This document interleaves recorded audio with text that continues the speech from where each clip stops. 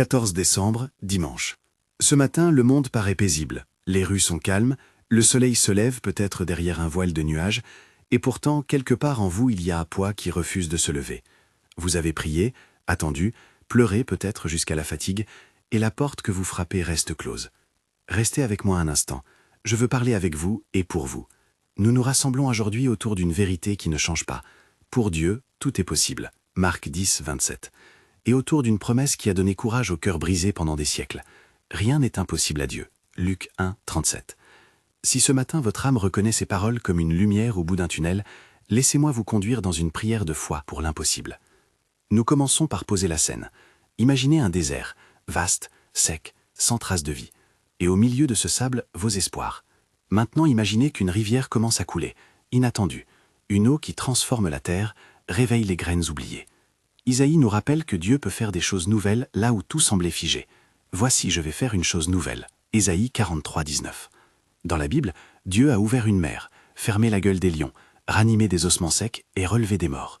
Ces récits ne sont pas de simples histoires anciennes.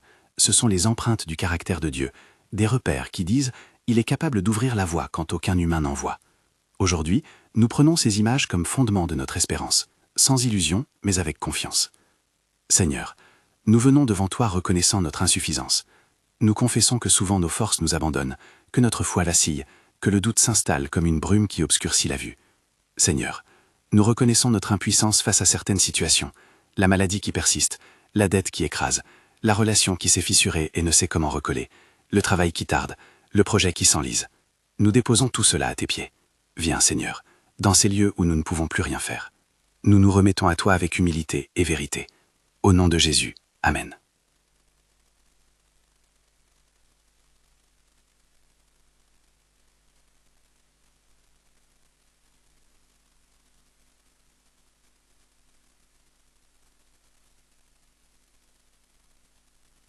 Maintenant, avançons dans la prière pour briser les racines de la peur et de l'anxiété. Seigneur, nous portons devant toi les peurs héritées, les inquiétudes qui se sont enracinées comme des ronces autour de nos cœurs. Peur de l'échec, peur de manquer, peur du rejet, peur de l'avenir. Nous confessons que ces peurs ont parfois clos nos lèvres et paralysé nos pas. Dans les Écritures, David crie vers toi et trouve délivrance. « J'ai cherché l'Éternel et il m'a répondu » Psaume 34, 4. Seigneur, nous cherchons ta face maintenant. Brise, je te prie, les racines de la peur dans nos vies.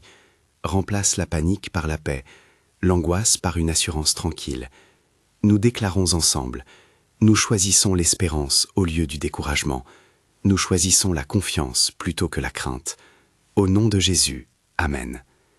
Nous ne voulons pas seulement arracher la peur, nous voulons qu'un nouveau système de vie pousse à la place. Seigneur, donne-nous une foi qui ne se contente pas d'attendre passivement, mais qui agit avec une espérance active. Hébreux enseigne que la foi est l'assurance des choses qu'on espère, la conviction des réalités qu'on ne voit pas. Hébreux 11, 1. Sois toi-même la source de notre assurance. Donne-nous le courage d'accomplir ce premier pas, même quand tout nous dit de rester immobile. Que ta paix gouverne nos pensées et que ta sagesse éclaire nos décisions.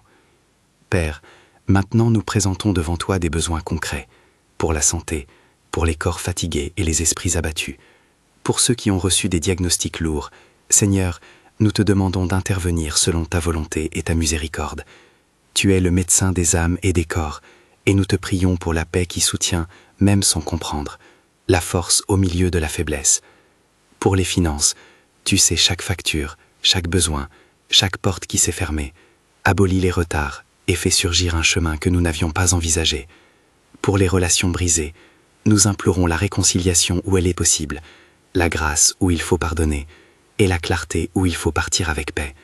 Seigneur, pour les opportunités professionnelles et les projets à l'arrêt, fais surgir un chemin nouveau selon ta sagesse. Nous faisons cette prière sans formule magique, sans croire tenir un mécanisme spirituel. Nous te demandons selon ta souveraineté, en confessant que ton action n'est pas une recette, mais une œuvre d'amour. Nous nous souvenons que parfois tu dis non ou attends, pour des raisons que nous ne comprenons pas. Cela ne diminue pas ton amour. Pourtant, nous osons te demander la percée, une porte ouverte, comme tu l'as promis. Voici, je mets devant toi une porte ouverte. Apocalypse 3, 8. Seigneur, si tu ouvres une porte aujourd'hui, donne-nous de la reconnaître et d'y entrer avec courage. Au nom de Jésus, Amen. Que cela soit clair, nous ne réclamons pas la garantie d'un résultat humain, mais nous proclamons notre confiance en toi. Jérémie nous rappelle ta grandeur. Rien n'est trop difficile pour toi. Jérémie 32, 17. Nous n'ignorons pas les limites de notre condition, mais nous croyons que tu peux agir et multiplier au-delà de ce que nous demandons ou imaginons. Alors nous te demandons des percées que tu jugeras bonnes. Guérison, provision, réconciliation, opportunité. Seigneur, ouvre les portes fermées, fais tomber les murs d'insécurité et laisse jaillir l'eau vive dans nos déserts. Seigneur, aide-nous à reconnaître les signes de tes œuvres. Parfois tu agis doucement, parfois de manière spectaculaire. Mais dans tous les cas, donne-nous des yeux pour voir et un cœur pour rendre grâce.